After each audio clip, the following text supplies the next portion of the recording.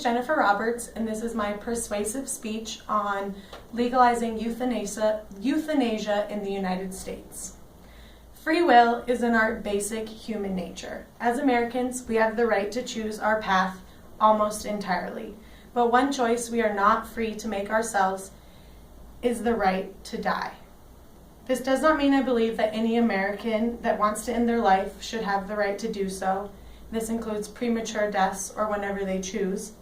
But this encompasses terminally ill Americans who are leading extremely painful and difficult lives. A terminally ill patient is legally described as, and this is in the context of healthcare, a person who is suffering from a serious illness and whose life is not expected to go beyond 24 months at the maximum, which is equal to 2 years. This bill is according to the 26 U.S.C.S. and 101(4)A in the Bill of Rights. And a terminally ill patient must also be certified by a physician. Presently, euthanasia, or medically assisted suicide, is legal in 9 states. This is California, Washington, Oregon, Vermont, Maine, Montana, New Jersey, Texas, and New Mexico. Each of these states passed their bill at different times, and Oregon was the first to do so in 1994. In researching medically assisted suicide, I watched a documentary called How to Die in Oregon. And each of these patients' stories that were told were truly unique, but they all had one thing in common. When the suffering got to be too much, they wanted the medication to help them end their own lives. An advocacy group called Compassion and Choices works alongside all terminally ill patients who choose to use this law. This group stresses that they are not all about death. They represent the choice.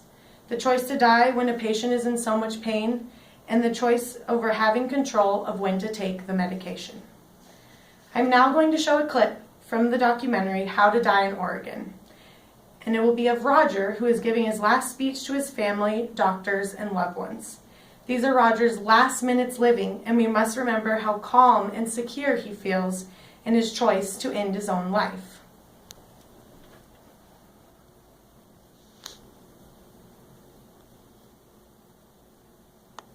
Before you take it, I'm going to ask you these 2 questions again. Sure. And I'm serious, you have the right to change your mind. My mind's not changing. All right. And what will this medication do? It will kill me and make me happy. We can hand you the medication now, and we ask you to drink it in 60 to 90 seconds. Fine. You don't have to gulp it, just take it slowly. Okay. It tastes pretty bad, but you have here a soft drink to chase it down with afterwards, but you cannot take this one. Do you have any final words you'd like to say to your family? I thank you all for being here. We love you. We love you, Raj. We'll leave you. I show this clip to show Roger's control and Roger's choice. Since he is mentally sound, but also terminally sick and a resident in Oregon, he has the right to choose when to pass on. Terminally ill patients not living in one of these 9 states where euthanasia is legal either have to move and risk not becoming a resident in time, or wait until their body can take no more pain and suffering. Oftentimes, these patients have 0 continent. They cannot eat or even sit up or walk on their own. They are not truly living, they are suffering with no way out. I now want to stress some of the pertinent reasons as to why medically assisted suicide should be legal in all 50 states. It does not shorten lives or take people from us prematurely. It simply gives terminally ill patients a choice as to when they want to end their suffering. It makes economical sense. End-of-life care is a large cost in America. When a disease is going to kill someone and all we can offer is palliative care, the disease takes entire control, leaving the person helpless in their own bodies. A rough estimate of care for an individual who is dying is around $39,000, which is a crippling cost for most American families. I'm not saying the family should choose death because they don't want to pay a medical bill. I'm simply stating that patients should have the choice. It can improve quality of life while the patient still feels well enough to carry out activities of daily living. This brings me to Cody Curtis, which is a tumor patient with terminal cancer whose story is outlined in the documentary How to Die in Oregon. She expressed how she lived a good life and now she wants a good death through the control of having choice. She knows death is imminent and also knows what it is like to suffer through chemotherapy when there is no hopes for recovery. The Good Life, Good Death quote comes from the Hemlock Society, which is a right to die organization that was founded in 1980. They give information and support to terminally ill patients and also are helping with the legislation of making assisted suicide legal in all 50 states. Another reason medically assisted suicide should be legal is that it's not to target the weak, the vulnerable, or the geriatric population.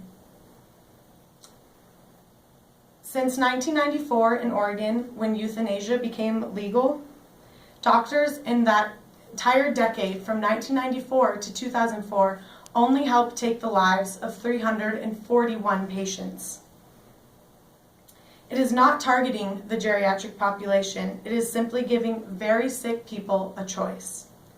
Most importantly, the alternatives to assisted suicide are terrifying. For the most part, death is a slow and painful process. To pass on when you can still tell your families and your loved ones that you love them and have the control to decide is truly a blessing. Living with incurable pain and uncertainty can often be more painful than death itself. Next, I'd like to reiterate the safeguards in making assisted suicide a means of death. The terminally ill patient must be mentally competent, they must be a legal adult, they must be in severe pain, and this severe pain is determined by two physicians who will also administer a lethal dose of Nembutal or Seconal, which are both life-ending medications.